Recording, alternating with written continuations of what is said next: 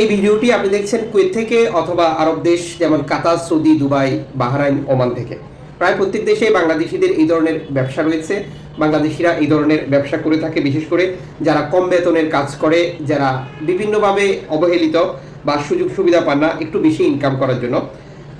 আপনার দৃষ্টিতে এটা যেমন সঠিক, কিন্তু আইনের দৃষ্টিতে এটি অপরাধ। আরব দেশগুলোতে আপনাকে এই সকল কার্যক্রম বা এই বিজনেস এটি করতে হলে অবশ্যই আইন ফলো করতে হবে।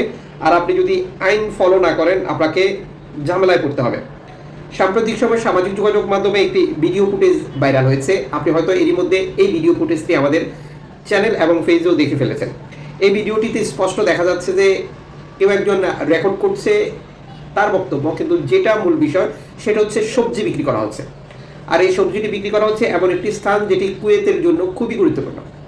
আপনারা দেখতে পাচ্ছেন যে পাশেই কুয়েতের ন্যাশনাল স্টেডিয়াম, যেটা খুবই সুন্দর একটি স্টেডিয়াম এবং আরব দেশে খুবই আকর্ষণীয় এই স্টেডিয়ামের বহু চাহিদা। এবং কুয়েতের যে লিগগুলো হয় বা গালফ আরব লিগ সহ বিভিন্ন জনপ্রিয় যে ম্যাচগুলো হয় এই স্টেডিয়ামে হয়, আমরা সবাই অবগত রয়েছি। তবে এটা হাসাবিয়ার পাশে।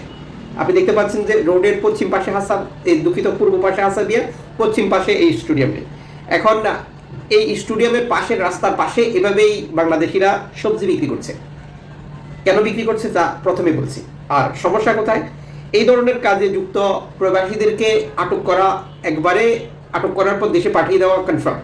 এক্ষেত্রে কোনো কোম্পানি, কোনো কফিল, কোনো স্পন্সর গিয়ে থানা থেকে ছাড়িয়ে আনবে না বা আনারও কোনো সুযোগ নেই। আমরা অতীতের অভিজ্ঞতা যেটা দেখেছি বা অতীতে এই ধরনের যে বহু ঘটনাগুলো ঘটেছে তা শেয়ার করতে পারি।